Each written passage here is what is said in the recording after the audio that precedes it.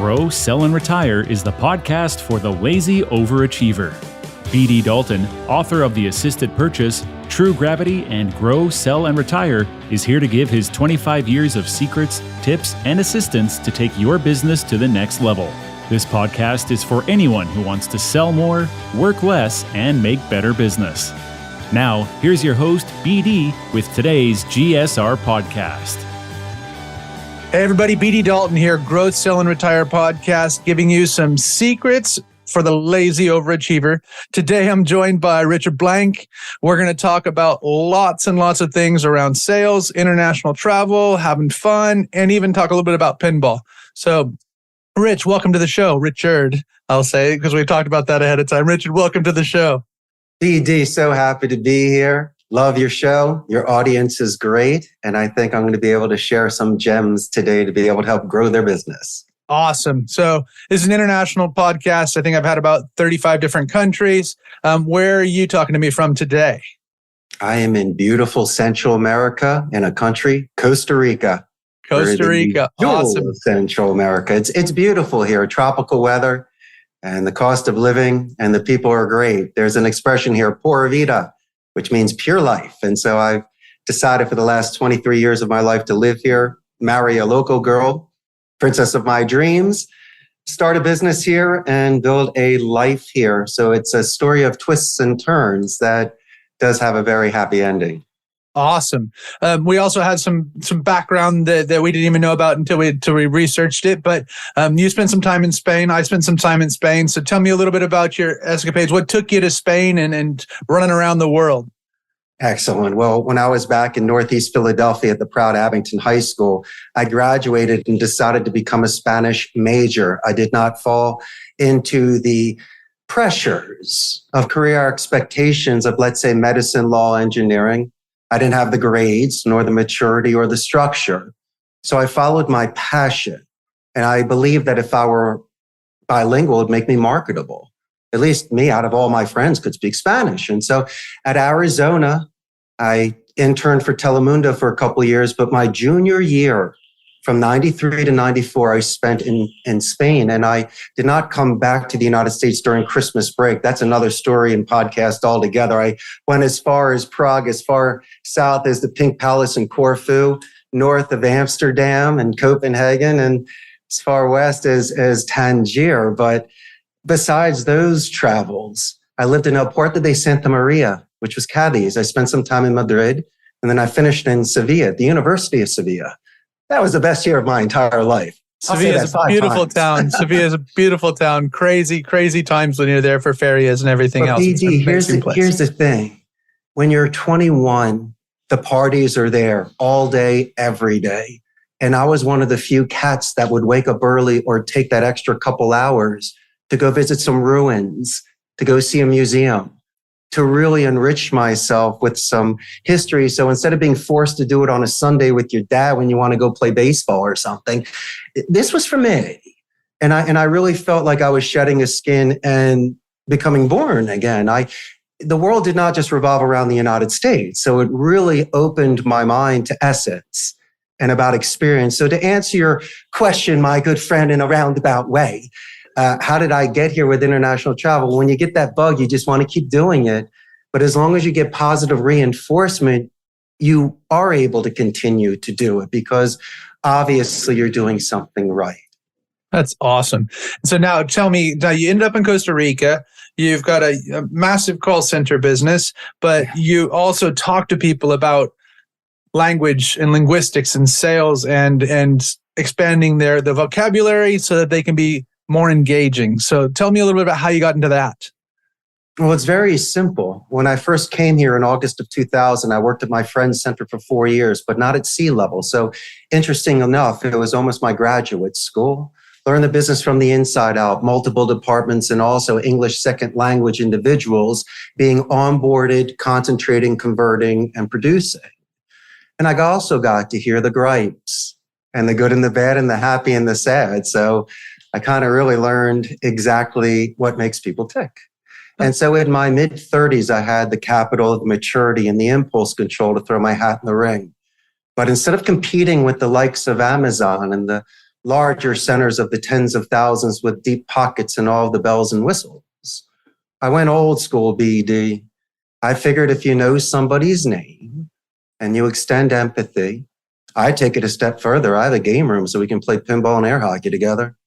But then I focus on this delicate second language you've invested your dedicated practice and time. And so we focus on a thesaurus. We expand on strategic and diplomatic vocabulary. I'll give you the best example. This is the starting point for your audience with their thesaurus search. You have a word help, and people use it all the time, and it's okay, but it also provokes ego defects. So I believe in same message, different delivery. I would suggest using words like assist, guide, or even better, lend a hand, because you get the double-double. Non-visually, you get the visual. Because if you incorporate and utilize visual, image streaming, you have descriptions, you have adjectives, you have colorful speech, painting versus print. So you can tap into this metaphysics while you are removing 3 of your senses on the phone, BD. Even 3 of the senses of you and I sitting in front of one another. There's no taste, touch, or smell. We can't share the pizza, right? Yeah. But if you eliminate the sight, the hearing should be expanded, as the scientists say, but it's also timing.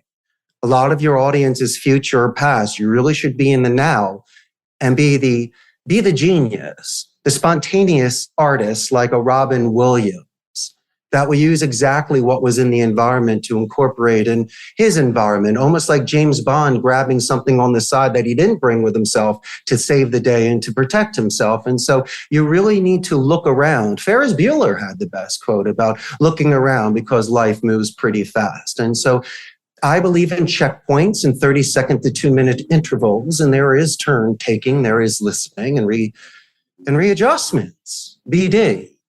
And if you can do these things, a little at a time equals a lot in the end. So don't expect 10 minutes. That's a 10-round fight. BD's not giving that to you. Richie's got to earn it round by round. And that's why we use transitional sentences and engagement, active listening. We clarify compared to excuse me. It's for my clarification, BD. So when you're going through this, and I'm just you're in full flow. I want to make sure we can break it back down to, and you're passionate. And people, this is audio, so you didn't even see. Rich hit me about 4 times. I got 2 left hooks and an uppercut right through that whole thing. But when you're talking about this, so people don't like to, especially Brits, don't like to be called salespeople. I mean, I know sales is a bad word, and but everybody's selling every day. You're engaging and pulling people with you, or dragging people to a place where they probably need to be. And sure. I think your language is awesome. So if we're trying not to be that salesperson, the patent leather shoes and that, you're talking about language. So in the first 30 seconds, if I'm trying to engage somebody and you're doing it on the phone, or you have something where you know it's going to be a thing, where do you take me with this? The visualizations you just walked me through. Thank you so much for the first 30. Prior to getting to that, let's have fun for a second. I always believe in play. We'll go to dessert first. Imagine a dessert tray. I roll it out. Obviously, hopefully, assertively, a sale is going to be made. So I bring out 10 items that are stacked at different levels, different types of pastries. So then what do? I allow you to either choose, obviously, you're excited, or I may need to explain each one by one, and not rush the 10, because I don't know if you like pineapple or not, or chocolate or strawberry. Everyone needs to calm down. So I can also describe A, B, and C, and then give you a chance to react in a positive or negative way. And let's just say worst case scenario, B, D. I go through every bit of dessert. And from an educated point of view, you make the decision. I raked it. I offered it. I explained it. I just didn't take your face and shove you in it.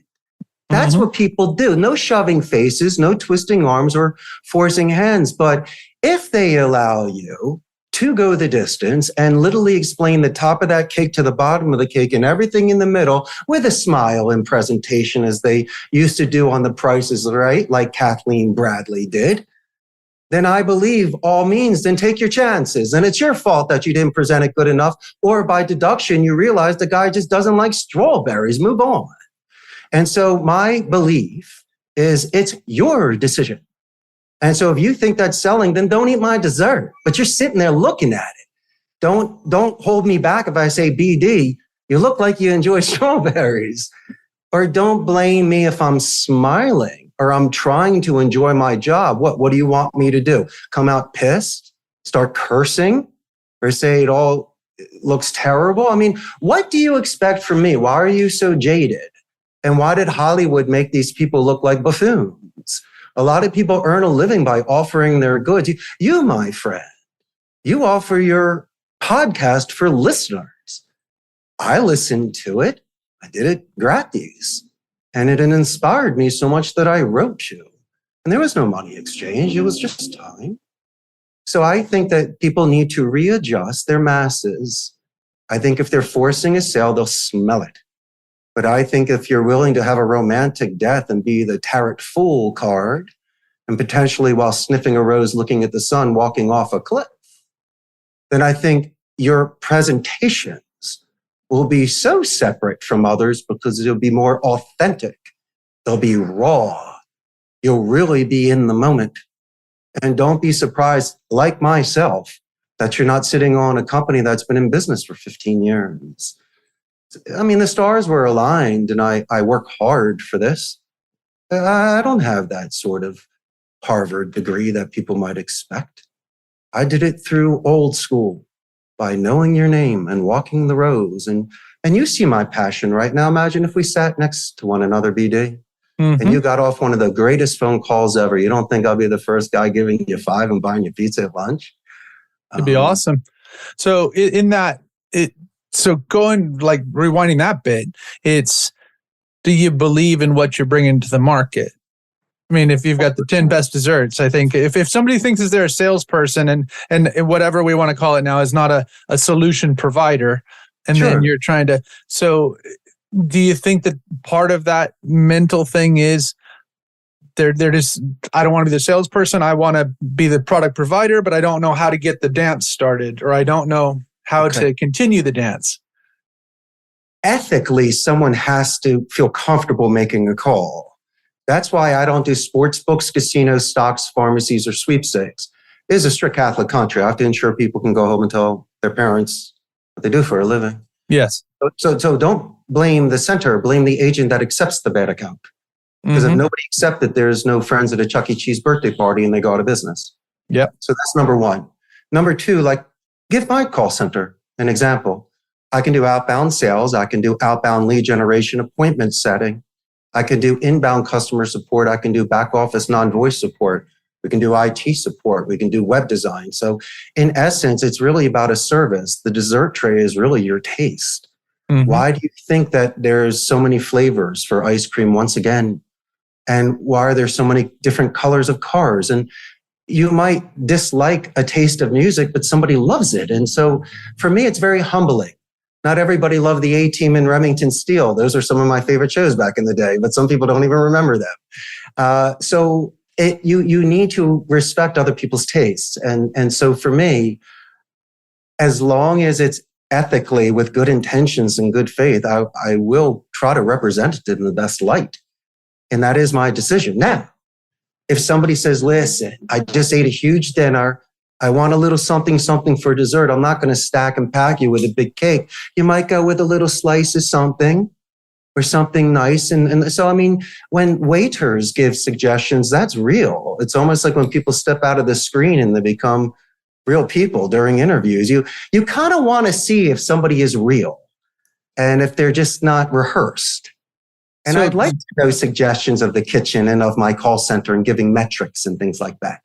So rehearsed. So whenever I'm working with our teams and we're talking about the sales engagement or the client engagement, things like that, do you use key points, bullet points? I'm not saying a call script, but do you use things that bring them back on where they can put their own flair in whenever you're doing it or whenever the team's doing it? I forgot to mention your 30 seconds before. Let me work that with you. Prior to the 30 seconds, you have your first impression. Really? I could say, hi, good morning, BD, right? Or I could say, hey, how's BD's podcast doing today? You're asking about the company's name first. We consider that almost mystery shopping. It's a neutral.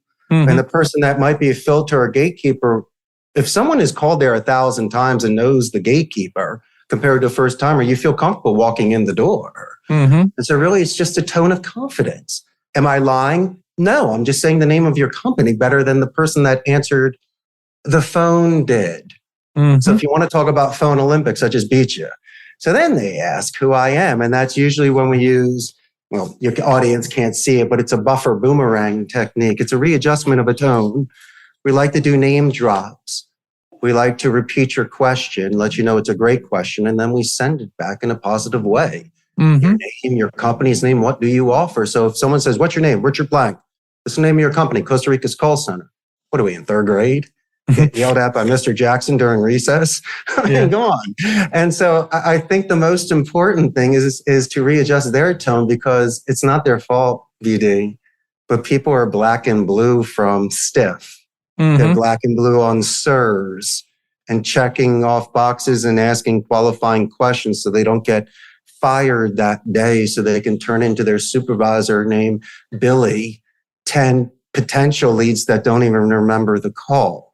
Yep. Compared to me, where all of a sudden I hear a dog barking in the background, and then I will immediately anchor with you, one of many anchors. I will ask you your dog's name, the breed, and how old is your puppy? And that's the sort of thing where you will inadvertently and passive aggressively realize that it's distracting the call and you can't hear. Mm-hmm. And you'll put it outside, you'll come back, and we talk about your dog for a couple minutes. So then when Billy's making that warm call to BD off of Richard's call, in the notes section, I'm going to let him know to mention Fluffy and ask how the 9-year-old puppy's doing. Did you go for a walk this week in the park? Because he loves the park. And then all of a sudden, it's a great chance for Billy to first say hello to your gatekeeper, who I gave a positive escalation to prior to a transfer. Yep. I always mention the gatekeeper in a positive light when I get transferred. They give me the pass to pitch. And I also, BD, I do it in writing because it separates me from other prospectors. And also when I call back the company, it gets back to the person answering the call. They will thank me, and they will usually give me additional company culture information, such as direct extensions or anniversaries, promotions. And so what it's doing, my good friend, and it's doing it through Wu Wei naturally, it's adding momentum. And you're asking me intelligent questions, and you run a great podcast, and I wish I had $1 million cracked code for your people, but how do you crack a code on natural? You just take the time to know somebody's name, and you compliment them, and you let the boss know how great someone is and how long they've been working with the company, and you do some due diligence. Look at a LinkedIn profile, website.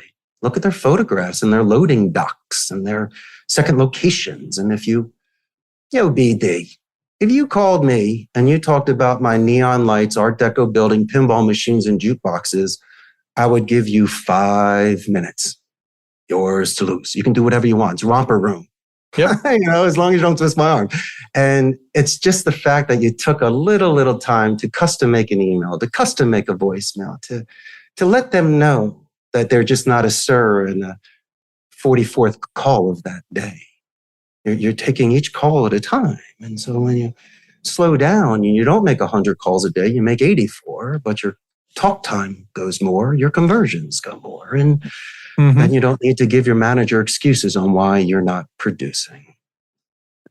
So the background and the things that you get and the deeper you go. So when you're calling or somebody's calling and getting it to the second call or the third call, does it go from one person and then hand it on to another team member and then hand it on to a client? Or what does it typically feel like? Because if we're doing this internally, different than a call center, so we're walking through a progress, is the doors opened by somebody and then reopened by the same person? Or do you hand it on to the next person to say, oh, well, Bill told us or Richard told us about the amazing Fluffy and this happened, and then out to the client? Or how does it typically progress with you guys? Well, when someone contacts me, they get me directly. And then I just... No, I mean, if you're doing it for clients, so if we're going through the sales process. Oh, if we're doing this for the client. Sales, I'm working with my client. If any time this thing progresses and gets to any department, even if you get passed around before getting to the correct person, those things are great. Yes. Because once again, no one is mentioning Billy in the mailroom and Kathy in accounting. And so it gives you a chance, because they never get the call, to be exceptionally polite and interested in the company. And then they might say, listen, BD's always busy on Tuesdays. Best thing is to try them on Wednesdays at 4. You're like, Kathy, thank you so much. And you don't think when I say BD, I spoke to Kathy. How'd you get Kathy? She's been with me for 12 years. Kathy's the greatest. She told me about the Little League game last week. I mean, you ask why. Well, you gave me the clues. It's you that's giving me. The more that I talk, I don't know. And so I just want to be passed around. I want to be respectful of your time. I want to make sure if I'm leaving proper voicemails that I custom make this stuff and I give credit where credit is due. And so how do these things progress? Well, they need to give you the time. That's what they need to do. And on my end, or even on your end, you should have pre-launch checklists. You should give people certain open-ended questions to at least get confirmations of time and information, which will at least show you that you've progressed. And there's where I want to go. So how about some of your favorite open-ended questions that have brought you to something? And then the second part of that is, what is your favorite question you've ever been asked? So a couple of open-ended questions that you think are amazing and really open up that can. And then one question that you've been asked that said, wow, I can't believe anybody asked me that question. This is great. Let me tell you everything. Well, obviously, you're dealing with learned and accomplished and educated people. Mm-hmm. So I can't outsmart them or out-tech them with a question, but I will spiritual them. I will ask them about their vision quest. Why did they do this to begin with? There's 1,000. You're so flexible. Why this? Why in the trucking industry? Why in the solar power industry? Where are you looking to pay it forward? Because obviously you could have done this anywhere. Mm-hmm.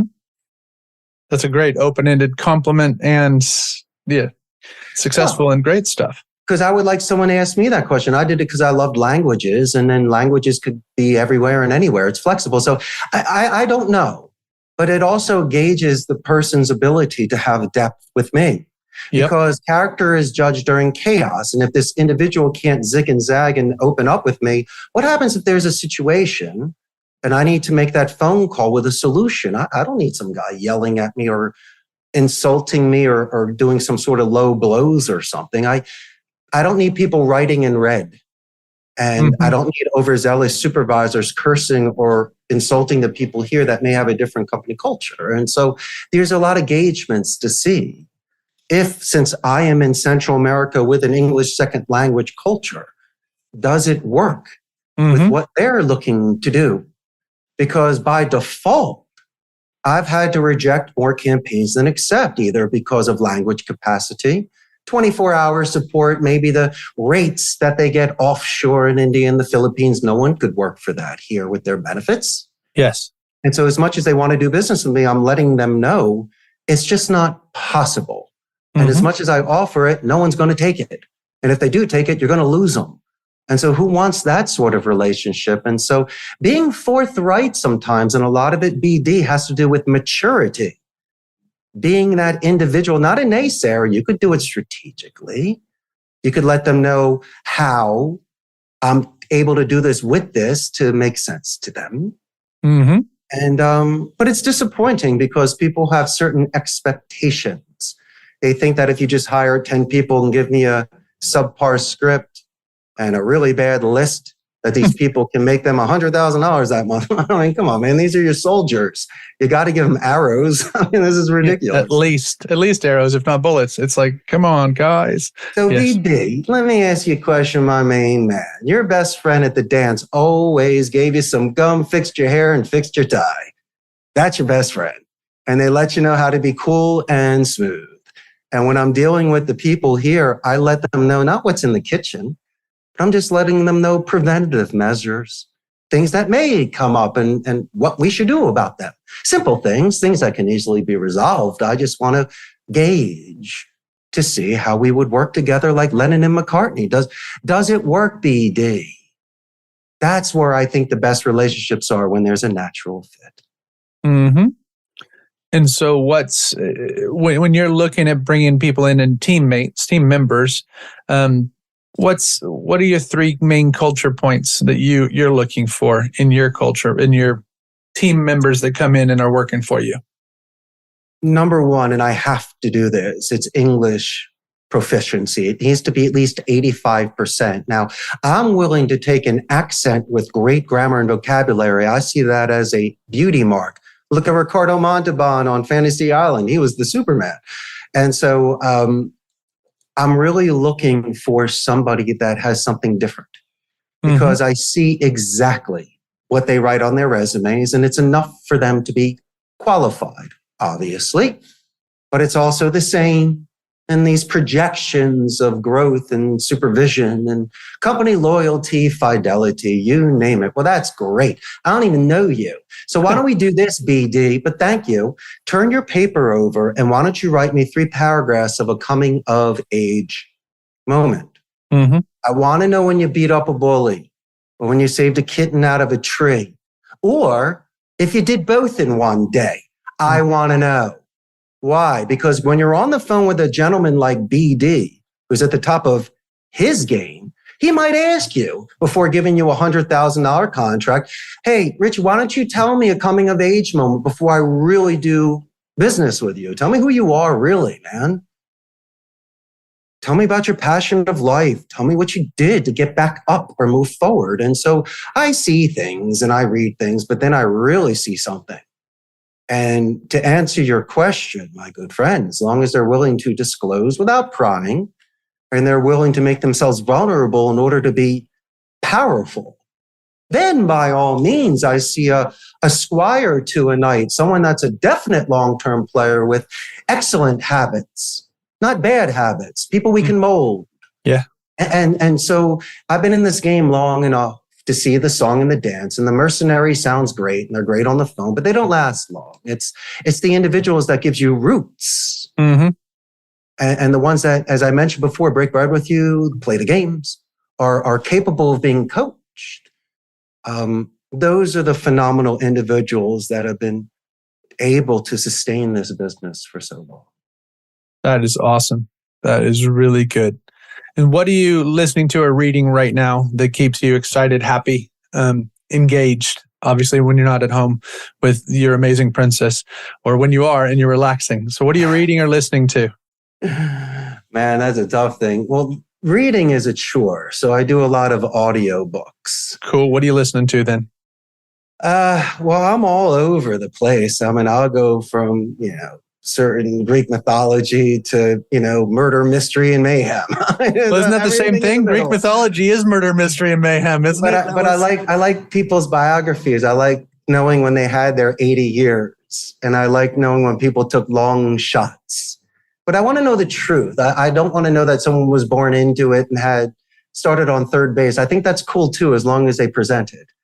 But it's those that really drank life and maybe were trendsetters in a sense, or stood behind their artwork, or stood behind their thoughts.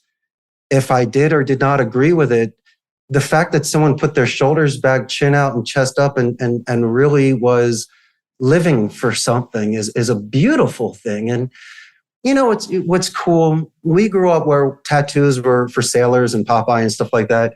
And it took maybe a generation to get accustomed to it with professionals that may have tattoos. And to me, I think it's one of the greatest forms of self-expression, because I've seen people put family on there and other sort of symbolisms. And,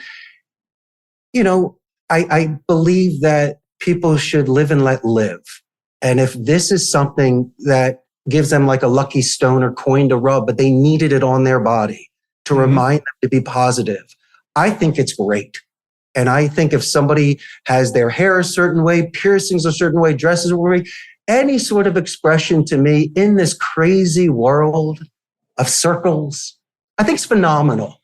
And you ask me this question because sight unseen, a lot of my agents here, you would never, ever match their beautiful, perfect, sweet voice to what you would see. Not saying it's good or it's bad, but the misconceptions, the maybe the predispositions of someone's education or background, but they really sound like artists of speech. But if you looked at them, you would maybe, depending on who you are, think differently. So my good friend, that opened my eyes to multiple things. A, the fact that individuals can work in this position and literally do it in their t-shirt and underwear if they want to. No one can see you. Yeah. But secondly, it just gives you the chance to be whoever you are, whenever you are. And since some of the names here are exotic or unique and just very nice names, but they may not be Anglo-Saxon. So in order to make a certain first impression, Esteban might be Stephen. Ricardo might be Richard. Fabian, Frank. I mean, it's things like that. And they're okay with that because it's, as I mentioned before, my good friend, it's putting on that mask and getting into character and being brave, like a hockey goalie when they put on their equipment. That is cool. Okay, Richard Blank, where do we find out more about you? Yeah, you buy a first class plane ticket when it gets super cold up there in Great Britain, you come visit me. But I got a huge Facebook fan page of 116,000 local Costa Rican ticos. And when this goes live, BD, you get tons of new fans. But real quick, it'll give your amazing international audience a real grasp of the business processing outsourcing industry in Central America. Now, real quick, we're north of Panama, south of Nicaragua. We're the only democratic society in Central America. There's no standing army, BD. So they put all of their money back into education and they boast a 95% literacy rate. They claim to have the most neutral English accent, the best infrastructure in Central America. So companies such as Amazon, HP, Intel, and Oracle, they're here.